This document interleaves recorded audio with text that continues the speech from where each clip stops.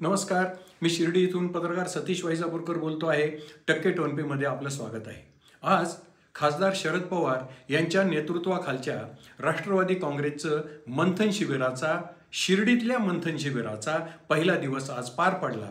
या मंथन शिबिराची टॅगलाईन घोषवाक्य असं आहे, ज्योती निष्ठेची, लोकशाहीच्या संरक्षणाची। निष्ठेची म्हणजे अजितदादांबरोबर न जाता जे निष्ठावान मंडळी पवार साहेबांबरोबर राहिली ती निष्ठा, ती पक्षावरची निष्ठा, नेत्यावरची निष्ठा। आणि लोकशाहीच्या संरक्षणाची याचा अर्थ असा की मोदी सरकार राज्यातला असेल, केंद्रातला असेल, भाजप असेल, हे लोकशाही व्यवस्थेतलं धोक्यात आणतं, म्हणून त्याच्या संरक्षणाची शपथ किंवा संरक्षणाची प्रतिज्ञा असं टॅगलाईन घेऊन हे शिबिर आज त्याचा पहिला दिवस संपला। पण त्यात नेमकं काय काय झालं, कोण काय काय बोललं, त्याचे हे अनेक वेगवेगळे कंगोरे काय होते याविषयी आपण नंतर पाहू। पण आज पवार साहेबांचे निष्ठावान नेते, त्यांच्या राष्ट्रवादी काँग्रेसचे निष्ठावंत म्हणूया असे जितेंद्र आव्हाड यांनी आज अजितदादांना टीकेचं लक्ष केलं आणि त्यांनी सांगितलं की तो जो राजीनामा पवार साहेबांनी दिला होता तो अजितदादांनी त्यांना जबरदस्तीने द्यायला लावला होता।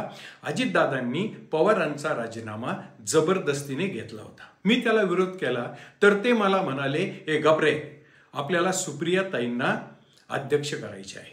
त्यावर पुढचं वाक्य त्यांनी असं उच्चारलं, हो, सुप्रियाताईंना त्यांना अध्यक्ष करायचं होतं आणि पक्ष मात्र भाजपच्या स्वाधीन करायचा होता। अशी आरोप त्यांनी म्हणजे तटकरेंनी अजितदादांवर केला। त्यावर पुढे ते असं म्हणाले की पहाटच्या शपथविधीनंतर त्यांना उपमुख्यमंत्रीपद देणं ही पवार साहेबांची चूक होती। दादा साहेबांच्या वयाबद्दल बोलतात, मग आता मंत्री दिलीप वळसे पाटील हे काय मॅरेथॉन धावणार आहेत का? अशी टीका त्यांनी त्यांचे दुसरे बिनीचे शिलेदार दिलीप वळसे पाटील यांच्यावर केली, दादांचे बिनीचे शिलेदार। आता बघा, सुनील तटकरेंवर त्यांनी असा आरोप केला की साहेबांनी म्हणजे पवार साहेबांनी तुम्हाला, तुमच्या मुलाला, तुमच्या मुलीला, तुमच्या भावाला, तुमच्या पुतण्याला सत्ता दिली तरी तुम्ही आज साहेबांच्या विरोधात बोलता।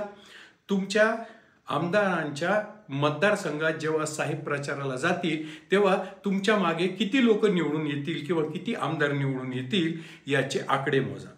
पुढचं एक वाक्य त्यांनी असं वापरलं, तुम्ही पवारांचे घर फोडले, तुमच्या भावाभावात काय चालले आहे हे मला ठाऊक आहे, हे सर्वांना ठाऊक आहे, जसे पेराल तसे उगवते। ही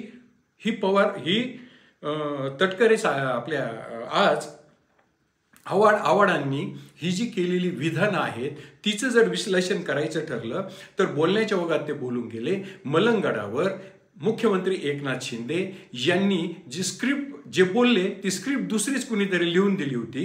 पण मला चांगलं आठवतं की मलंगडावरचं आंदोलन त्यांचे गुरु आनंद दिघेंच्या आंदोलनापासून सुरू आहे।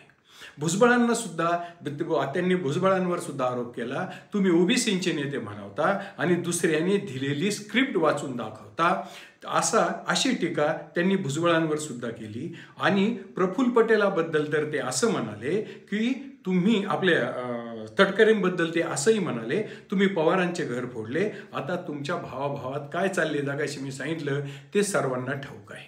खरं म्हणजे घर फुटणे, पक्ष फुटणे महाराष्ट्राला नवं नाही। आधी लोकनेते गोपीनाथ मुंडे आणि धनंजय मुंडे यांचा संघर्ष महाराष्ट्राने पाहिला, नंतर त्या घरातली फूट पाहिली।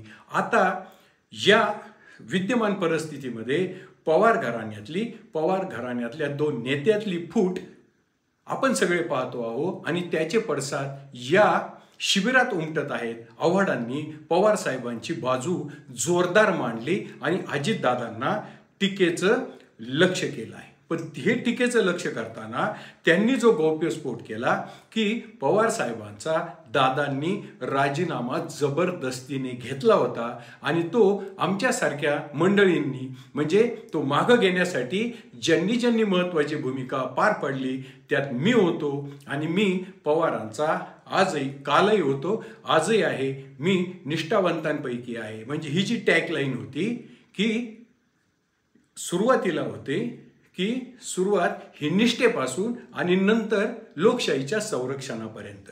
त्यात पहिला भाग हा जो निष्ठेचा होता तो आव्हाडांनी आजच्या शिबिरामध्ये जोरकसपणे मांडला.